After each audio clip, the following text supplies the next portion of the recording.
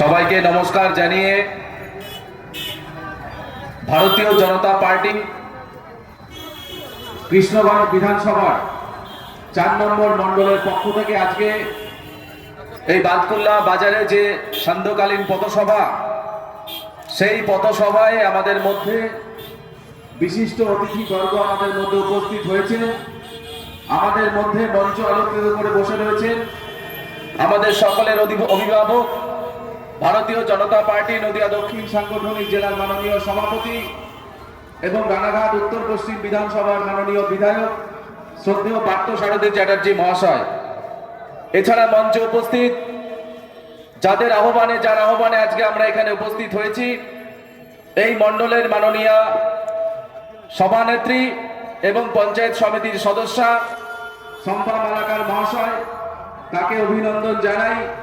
মঞ্চে উপস্থিত রয়েছেন মণ্ডলের সাধারণ সম্পাদক নিরঞ্জন দা, উপস্থিত রয়েছেন আমাদের এই মণ্ডলের একাধিক সহসভাপতি, সম্পাদক, সঞ্চালনা করছিলেন বুলেট দা, তৎসহ আমাদের মধ্যে একটু আগে এসে উপস্থিত হয়েছেন নদিয়া দক্ষিণ সাংগঠনিক জেলা কিষাণ মোর্চার সভাপতি প্রিয় দাদা অমলেন্দু ভট্টাচার্য মহাশয়, তৎসহ প্রত্যেকটি স্তরের ভারতীয় জনতা পার্টির কর্মী নেতৃত্ব এবং পঞ্চায়েত স্তরের বিভিন্ন সদস্যা তৎসহ প্রচলিত সাধারণ মানুষ থেকে শুরু করে বাদকুল্লা বাজারে স্থায়ী অস্থায়ী প্রত্যেকটি ব্যবসায়ী বৃন্দ, সবাইকে সান্ধ্যকালীন পরিস্থিতিতে ভারতীয় জনতা পার্টির পক্ষ থেকে গৈরিক অভিনন্দন, প্রাণ ভরা ভালোবাসা জানিয়ে কয়েকটি কথা আমি বলতে চাই।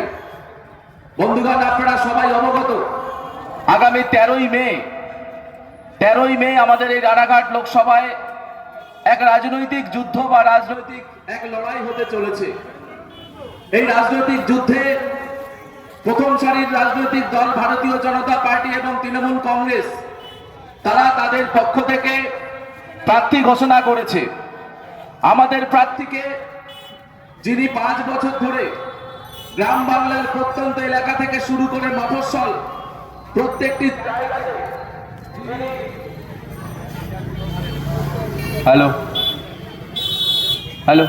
যিনি তার যে এমপি ফান্ড বা এমপি ল্যাডের যে সমস্ত কাজ করা সম্ভব, তিনি ম্যাক্সিমাম কাজ যিনি করেছেন এবং যার হাত ধরে নদিয়াবাসী তথা রানাঘাট লোকসভার সাধারণ মানুষ নতুন করে এমপির মাধ্যমে যে সমস্ত কাজ অন্তত হতে পারে সেইগুলো নতুন মানুষ দেখতে শুরু করেছে।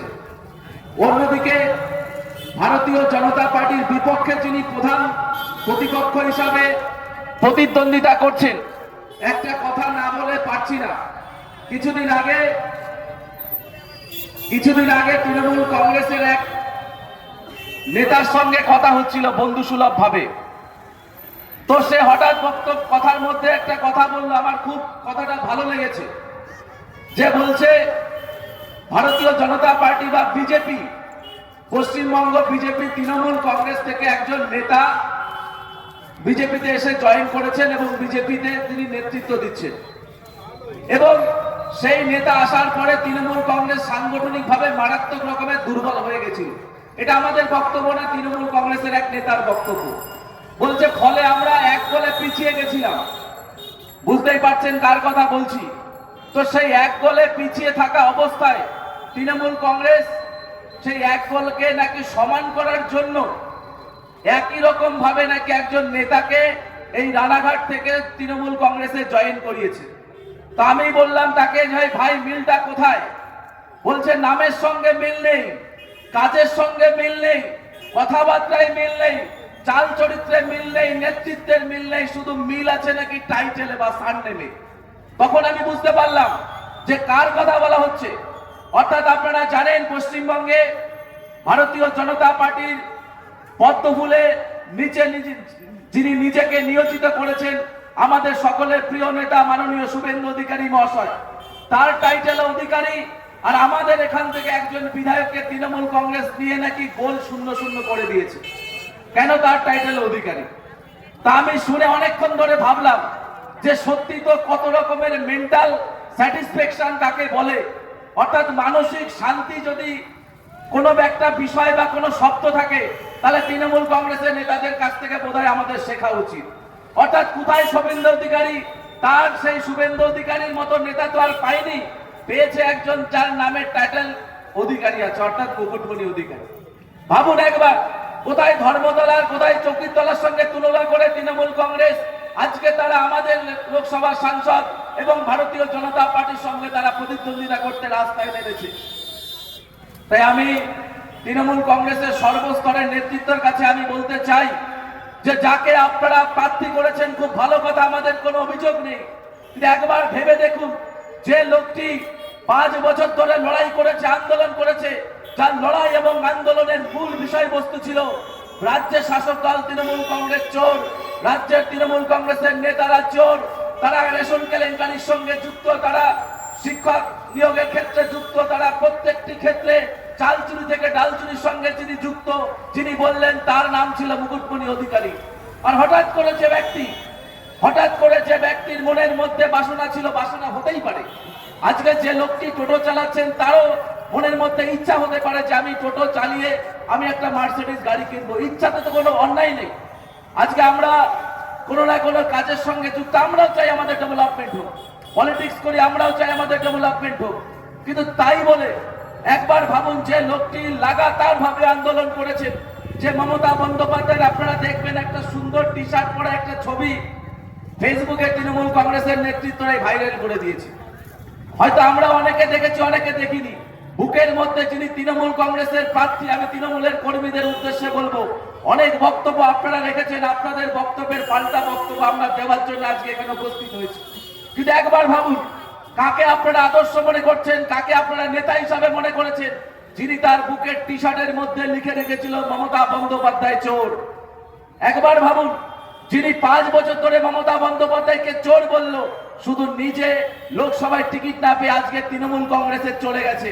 তর্কের খাতিরে ধরে নিন, সাধারণ মানুষের কাছে আমরা বলতে চাই তৃণমূল কংগ্রেসের প্রাথমিক স্তরের নেতৃত্বরা তারা মনে করছে যে যদি তর্কের খাতিরে ভুলবশত এই মুকুটমণি বাবু তিনি যদি জিতে যান তাহলে তিনি কোথায় যাবেন।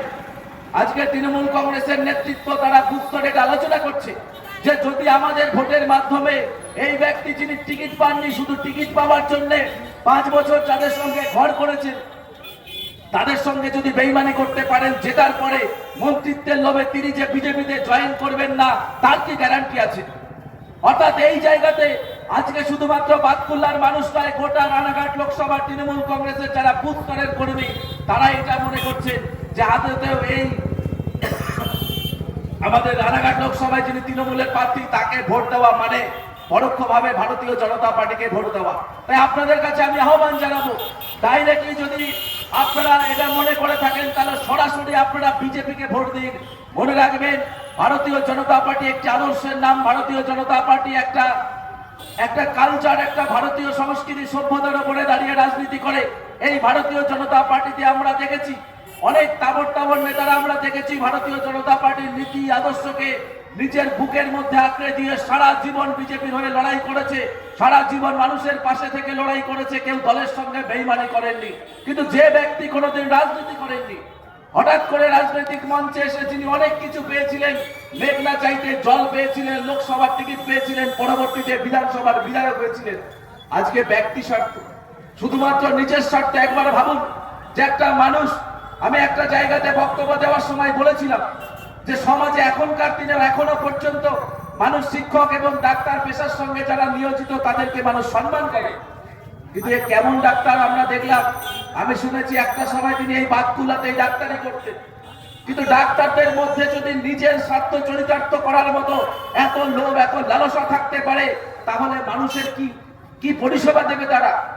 তাই আপনাদের কাছে বলতে চাই, রাজনৈতিকভাবে তৃণমূল কংগ্রেসের সঙ্গে মোকাবেলা দেওয়ার জন্য যথেষ্ট শক্তি সামর্থ্য আমাদের মধ্যে আছে, কিন্তু এই ধরনের মানসিকতা নিয়ে যারা আজকে আমাদের ভারতীয় জনতা পার্টির নেতাদের সম্পর্কে বাজে কথা বলছেন বা আমাদের সাংসদের সম্পর্কে ব্যক্তিগত আক্রমণ করছেন, মানুষ কিন্তু এর জবাব আগামী দিন দেবে। তাই আপনাদের উদ্দেশ্যে বলতে চাইব, এই বাতকুল্লার মানুষ বিগত দিনে দুহাত করে ভারতীয় জনতা পার্টিকে আশীর্বাদ করেছে।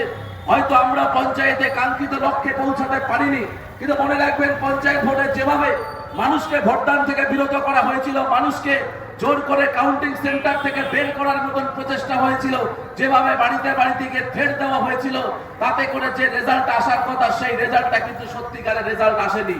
তা আপনাদের কাছে আহ্বান জানাবো, তৃণমূল কংগ্রেসের অনেক নেতা এখানে আমি এসে শুনলাম যে নাগরিকত্ব সংশোধনী আইন নিয়ে অনেক বড় বড় কথা বলেছেন, অনেক মিথ্যা কথা বলেছেন।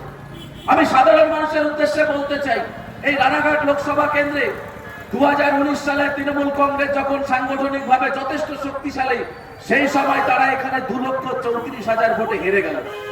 যেখানে আমাদের একটা বিধায়ক নেই, একটা পঞ্চায়েতের প্রধান নেই, মেম্বার নেই, সেখানে দাঁড়িয়ে যারা 2,35,000 ভোটে হারতে পারে, আজকে যেখানে আমাদের 22টা পঞ্চায়েতে আমাদের পঞ্চায়েতের প্রধান আছে, আমাদের পঞ্চায়েত সমিতি আছে, পঞ্চায়েত সমিতিতে বিরোধী দলনেতা আছে, বহু পঞ্চায়েতে আমরা একটা দুটো সিটের কারণে আমরা জিততে পারিনি।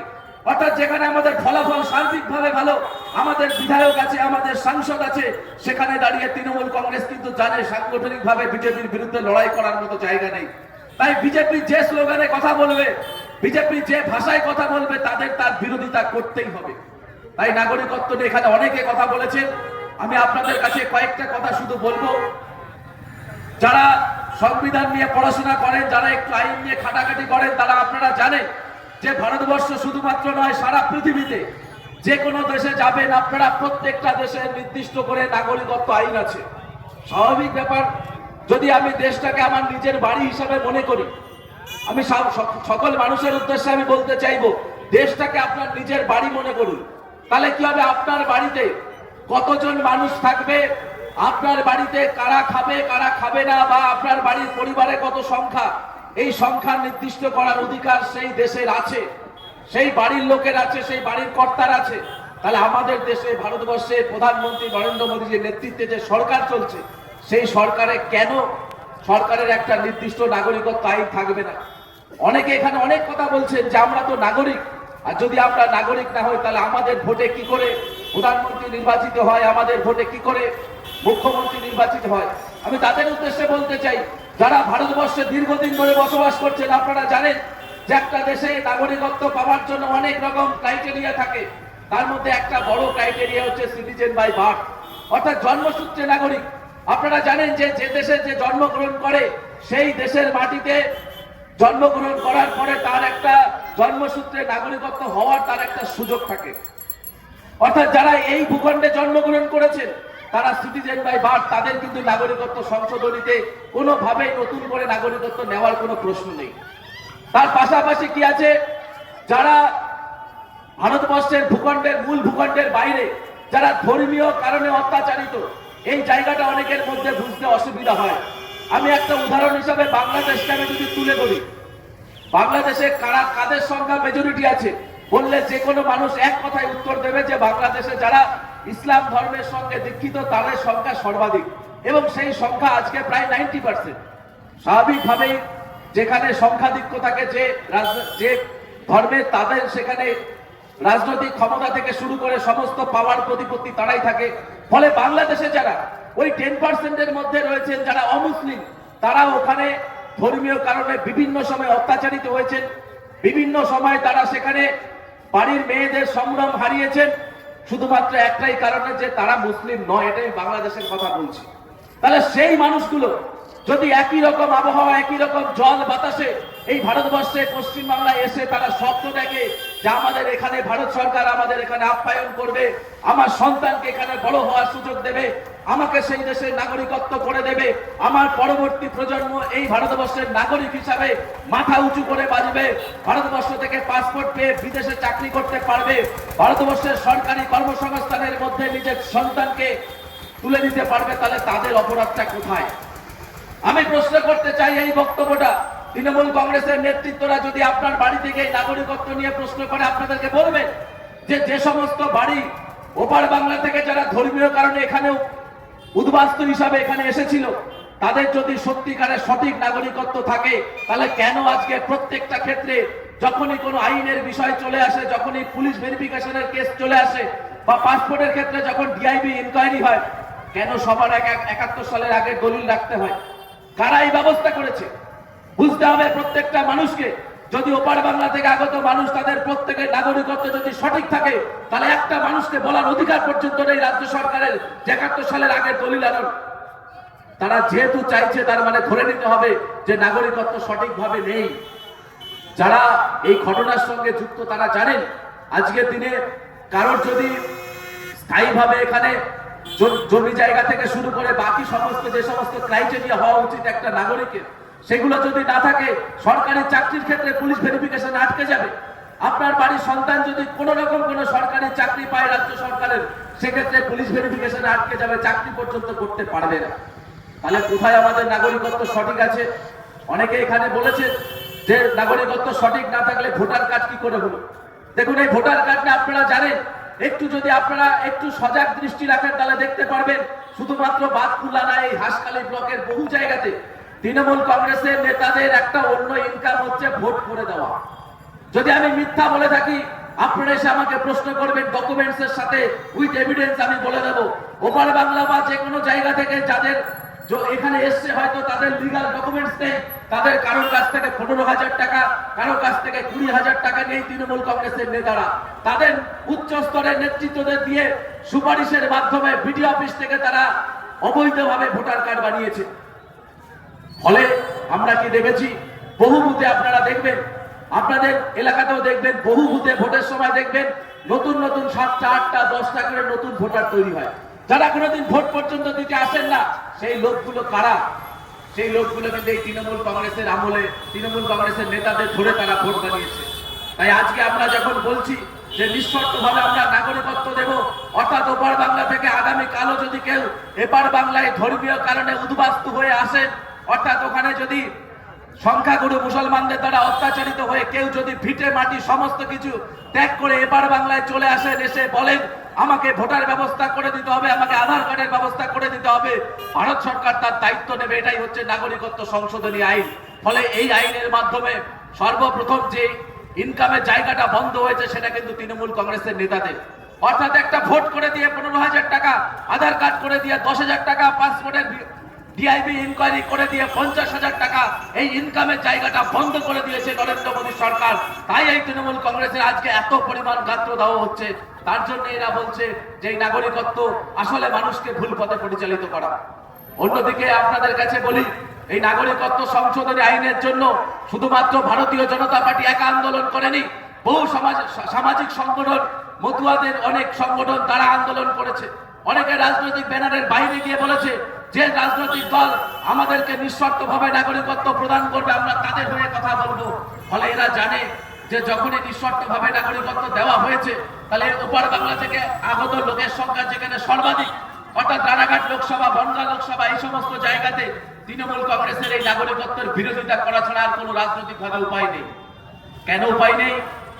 তার কারণ একবার ভেবে দেখুন, ২০১৮ সালের পঞ্চায়েত নির্বাচন এই হাসখালী ব্লক থেকে যেভাবে তৃণমূল কংগ্রেসের মস্তান বাহিনী জোর করে এই বাতকুল্লা 1, বাতকুল্লা 2 থেকে শুরু করে প্রত্যেকটা পঞ্চায়েতে জোর করে মানুষের শ্বাসকে রুদ্ধ করে দিয়ে যারা জোর করে পঞ্চায়েত ব্যবস্থা নিজেদের কুক্ষিগত করেছিল, তাদের মনের মধ্যে এখনো ভয় আছে। যদি লোকসভায় এই পশ্চিমবাংলা থেকে 30টা আসন বা 35টা আসন ভারতীয় জনতা পার্টি জিতে যায়, রানাঘাট লোকসভা থেকে রানাঘাটের সাংসদ যদি 4 লক্ষ ভোটে জিতে যায়, তাহলে এই তৃণমূল কংগ্রেস করে যাদের সংসার চলছে, যারা অবৈধ কাজের সঙ্গে যুক্ত, যারা জোর করে বিভিন্ন অবৈধ কাজের থেকে যারা মানে টাকা তোলেন, জোর করে সাট্টা চালান, জুয়ার বোর্ড চালান, বিভিন্ন জায়গাতে অবৈধ মাটির ব্যবসা করেন, বালির ব্যবসা করেন, সেই সমস্ত জায়গায় তো ভারতীয় জনতা পার্টি আঘাত করবে, ভেঙে দেওয়া হবে সেই সমস্ত অবৈধ জায়গা। সেই কারণে তারা ভেবেছে কোনো কারণেই হোক, যেভাবেই হোক না কেন আমাদের ক্ষমতায় টিকিয়ে রাখতে হবে, আমাদের অবৈধ সম্পত্তি আমাদের বাঁচিয়ে রাখতে হবে। সেই কারণে আজকে তারা সমস্ত রকম চেষ্টা করে যাচ্ছে যেন তেন প্রকারে হোক না কেন মানুষেরকে যেন ভারতীয় জনতা পার্টির পক্ষ থেকে দূরে সরে রাখানো হয়। কিন্তু আমরাও বন্ধু, আমরা আধুনিক শিক্ষায় শিক্ষিত। আজকে একজন তরুণ প্রজন্মের একজন প্রতিনিধি হিসাবে আপনাদের কাছে বলে গেলাম, যে বয়সে দাঁড়িয়ে আজকে আমি এখানে বক্তব্য রাখছি, অনেকে মনে ভাবছেন যে আমরা দীর্ঘদিন ধরে পশ্চিমবাংলায় আমরা দেখেছি যে রাজনৈতিক মঞ্চে বক্তব্য তারাই রাখেন যাদের একটু চুল সাদা হয়ে যায়, অর্থাৎ যারা বয়সের দিক দিয়ে একটু অভিজ্ঞ, যারা একটু সিনিয়র সিটিজেন কোটায় চলে যান, তারাই বক্তব্য রাখেন। হঠাৎ করে বিজেপি এত তরুণ প্রজন্মের মুখকে কেন তুলে ধরছে সামনের দিকে? আপনাদের কাছে পরিষ্কার করে বলতে চাই বন্ধু, আপনারা ভেবে দেখুন, 2011 সালে সরকার পরিবর্তন হয়েছে, পরিবর্তনের সময় বহু স্লোগান দেওয়া হয়েছিল, একটা স্লোগান শুধুমাত্র বলবো, মমতা বন্দ্যোপাধ্যায় 2011-এর আগে তরুণ প্রজন্মের কাছে এসে বলেছিলেন যে আমরা যদি ক্ষমতায় আসি, বামফ্রন্ট যেটা করতে পারেনি সেটা হচ্ছে প্রতি বছর আমরা বিভিন্ন সরকারি ক্ষেত্রে আমরা নিয়োগ প্রক্রিয়া করব। সেখানে দাঁড়িয়ে বুকে হাত দিয়ে বলুন বন্ধু, যদি আপনি তৃণমূল কংগ্রেসের বুথের সভাপতি, অঞ্চলের সভাপতি হন, যদি আপনি হাজার কথা বলতে পারবেন, আপনার সরকার কন্যাশ্রী দিয়েছে, আপনার সরকার যুবশ্রী দিয়েছে, আপনার সরকার ঐক্যশ্রী দিয়েছে, রূপশ্রী দিয়েছে, হাজার কথা বলতে পারবেন, একবারে যদি বলতে পারেন যে আপনার সরকার এলাকার বেকার যুবক যুবতীদের জন্য চাকরির ব্যবস্থা করেছে, আপনার সরকার নতুন করে কোনো কলকারখানার ব্যবস্থা করেছে, আপনার সরকারের আমলে কোনো ইনফরমেশন টেকনোলজি পশ্চিমবাংলায় নতুন করে হাব খুলেছে, আমি দায়িত্ব নেই মঞ্চ থেকে বলে যাচ্ছি, জীবনে কোনোদিন আর ভারতীয় জনতা পার্টির হয়ে কথা বলবো না। বলতে পারবেন না আপনারা, কারণ যে 55,000 কলকারখানার বন্ধের গল্প দিয়ে আপনারা সিঙ্গুর থেকে টাটাকে তাড়িয়েছিলেন, সেদিনই পশ্চিমবাংলায় শিল্পের ভবিষ্যৎ চিরস্থায়ীভাবে বন্ধ হয়ে গেছে। ফলে আজকে তরুণ প্রজন্মের কাছে কোনো কাজ নেই। অনেকে আমাকে প্রশ্ন করেন যে বিএ পাস করা ছেলে টোটো চালায়, কেন চালায় বন্ধু? একবার ভেবে দেখুন, যে ছেলেটি ছোটবেলা থেকে পড়াশোনা করেছে, পড়াশোনা যখন করতো একদম প্রাইমারি এডুকেশন থেকে শুরু করে মিডিল মাধ্যমিক বা তারপরে উচ্চ মাধ্যমিক বা পরে গ্রাজুয়েশন, পরে মাস্টার ডিগ্রি, সে কি ভেবেছিল? ভেবেছিল যে কোনো না কোনো একটা সরকারি চাকরি জুটিয়ে নেবে। আজকে আপনাদের একটা তথ্য দিয়ে বলি, রাজ্য সরকারের কাছে 5 লক্ষ স্থায়ী কর্মসংস্থানের জায়গা আছে বিভিন্ন ডিপার্টমেন্টে, স্কুলে আছে, কলেজে আছে, বিডিও অফিস, পঞ্চায়েত, পৌরসভা, সর্বসংখ্যা 5 লক্ষের কাছাকাছি। সেখানে এই মুহূর্তে স্থায়ী কর্মীর সংখ্যা কত জানলে আপনারা অবাক হয়ে যাবেন। যারা বক্তব্য শুনছেন তারা কোনোদিনও হয়তো তৃণমূলের কোনো নেতার কাছ থেকে শোনেননি যে এই মুহূর্তে পশ্চিমবঙ্গে প্রায় 3.5 লক্ষ কর্মসংস্থান সম্পূর্ণরূপে ফাঁকা বা ভ্যাকেন্সি, অর্থাৎ মাত্র 1.5 লক্ষ পরিমাণ রাজ্য সরকারের কর্মী এই মুহূর্তে কাজ করছে। 3.5 লক্ষ নতুন করে কর্মসংস্থান দেওয়া সম্ভব। তাহলে অনেকের মধ্যে প্রশ্ন, মমতা বন্দ্যোপাধ্যায় এত ভ্যাকেন্সি থাকার পরেও দিচ্ছে না কেন? উত্তরটা আপনাদেরকে আমি দিয়ে দিই। 3.5 লক্ষ, একবার ভাবুন, 3.5 লক্ষ কর্মীদেরকে যদি মাসে সর্বনিম্ন 30,000 করে টাকা দিতে হয়, সংখ্যাটা কত দাঁড়াবে? সংখ্যাটা কত দাঁড়াবে? ক্যালকুলেটারে হিসাব করুন, ক্যালকুলেটারে আসবে না হিসাবটা। কেন? কারণ এই যে বিপুল পরিমাণ টাকা, কয়েক লক্ষ কোটি টাকা, এই টাকা যদি শুধুমাত্র রাজ্য সরকারের কর্মীদের বেতন দিতে হয়, তাহলে তিনি যাদেরকে নিয়ে তোষণ করছেন, অর্থাৎ আমার সংখ্যালঘু ভাইদের, তাদের ওই বিভিন্ন ভাতায় কিভাবে টাকা দেবেন? বেকার যুবক তাদের বলছেন তোমাদের চাকরির দরকার নেই, বছরের শেষে 1,000 করে টাকা দেবো, এই টাকাটা কোথায় দেবেন? মায়েদের কোনো ডেভেলপমেন্ট করছেন না। নারী সুরক্ষায় পশ্চিমবঙ্গ আজকে সারা ভারতবর্ষের একদম পেছনের সারিতে রয়েছে। সেই মায়েদেরকে মন ভোলানোর জন্য বলছে আগে 500 টাকা দিতাম, এখন 1000 টাকা, দুদিন পরে 1200 টাকা। অর্থাৎ ভাবুন একবার, একটা মা, তিনি তার পেটে সন্তানকে জন্ম দিয়েছেন, বড় করবেন, ভাবছেন তিনি তার সন্তান ভবিষ্যতে চাকরি করে তার যে অক্লান্ত পরিশ্রম, সেই পরিশ্রমের ফসল তার বাড়িতে এনে তুলে দেবে, তাকে খুশি করা হচ্ছে মাত্র 1000 টাকা দিয়ে। তার বাড়ির সন্তানকে একটা টাকার মতন কোনো ব্যবস্থা করা হচ্ছে না। এটাই আজকে রাজ্যের ভবিষ্যৎ। তাই এই ভবিষ্যৎ থেকে রাজ্যকে যদি মুক্তি দিতে হয়, আমি মনে করি সর্বপ্রথম আমাদের মতন তরুণ প্রজন্মকে এগিয়ে আসা দরকার এই সরকারের বিরুদ্ধে। আমি জানি আজকে তরুণ প্রজন্ম অনেকেই রাজনীতি থেকে মুখ তারা সরিয়ে নিচ্ছেন, কারণ পশ্চিমবঙ্গে এই রাজ্য সরকারের আমলে যখনই কেউ বিরোধিতা করেছে, যখনই কেউ সঠিকভাবে এই সরকারের বিরুদ্ধে আন্দোলন করেছেন, তাদেরকে কেস দেওয়া হয়েছে, মারা হয়েছে।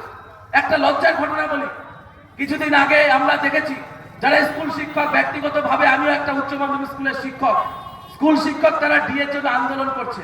স্বাভাবিকভাবে অনেকের মধ্যে প্রশ্ন আসতে পারে, স্কুল শিক্ষকের বেতন তো অনেক বেশি। আমিও মনে করি হ্যাঁ অনেক বেশি, কিন্তু তার সঙ্গে এটাও ঠিক, যারা স্কুল শিক্ষার সঙ্গে নিয়োজিত তাদেরকে একটা নির্দিষ্ট স্যালারির চুক্তি দিয়ে রাজ্য সরকার রিক্রুটমেন্ট করে।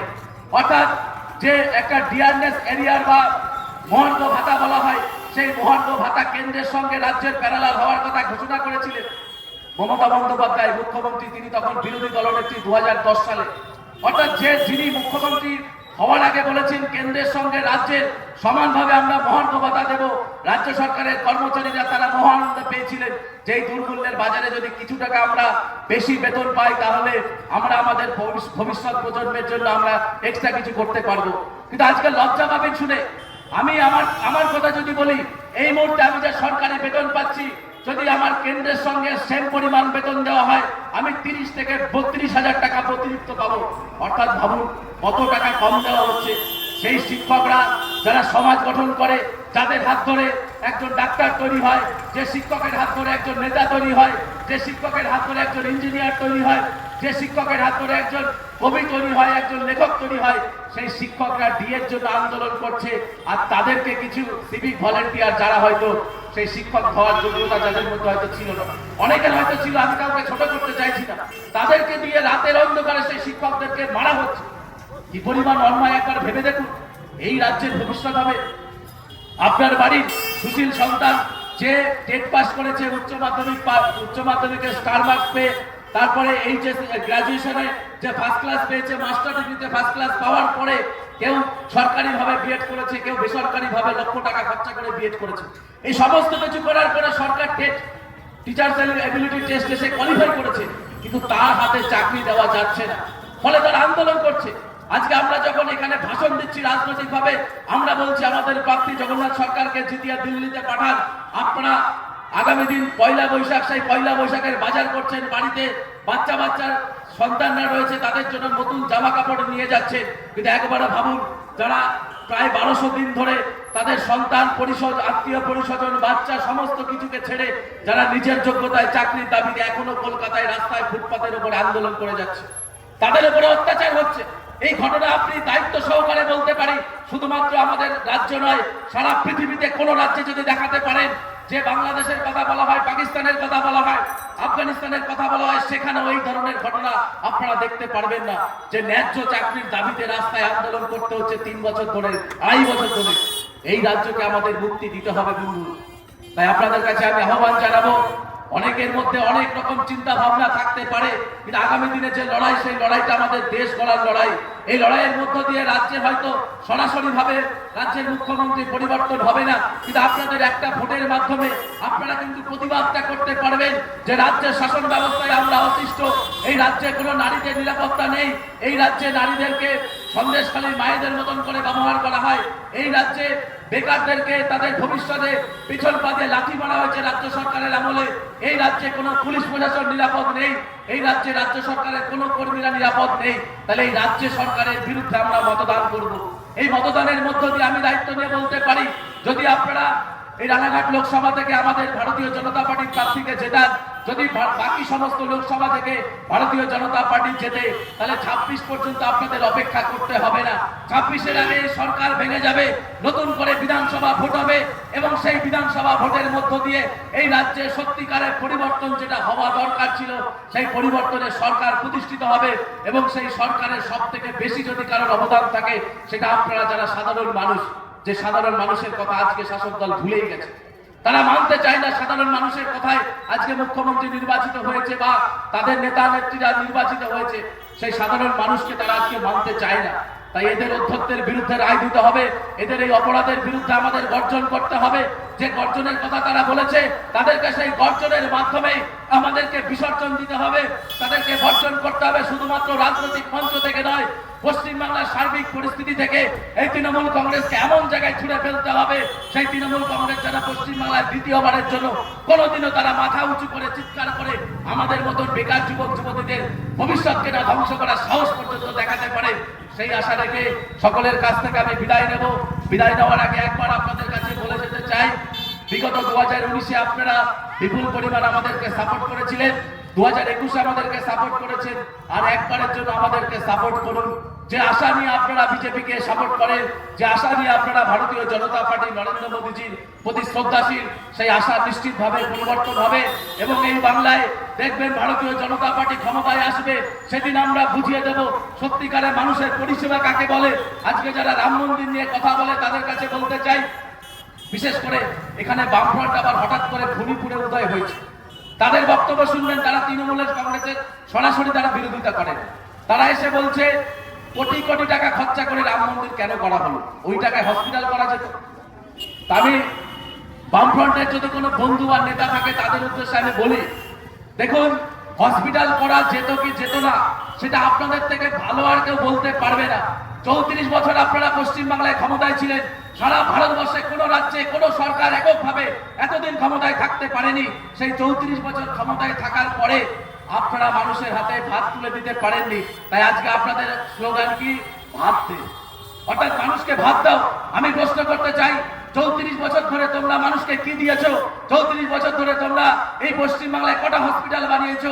34 বছর ধরে এই পশ্চিমবাংলায় তোমরা কটা মেডিকেল কলেজ বানিয়েছো? আর যখন তোমরা এখানে বক্তব্য দিচ্ছ তখন মনে রাখবে, আমাদের নদিয়া জেলার কল্যাণীতে এই ভারতীয় জনতা পার্টির সরকার, এই বিজেপির সরকার যারা রাম মন্দির তৈরি করেছে, তারা ভারতবর্ষ তথা পৃথিবীর মধ্যে অন্যতম উন্নত মেডিকেল সায়েন্সের উপরে ভর করে যারা চিকিৎসা ব্যবস্থা দেয়, সেই all India medical institution of medical science অর্থাৎ এইমস সেখানে তৈরি করেছে। তোমরা একটাও করতে পারোনি। অর্থাৎ না তোমরা কোনোদিনও হসপিটাল তৈরি করেছো, না তোমরা কোনোদিনও মসজিদ তৈরি করেছো।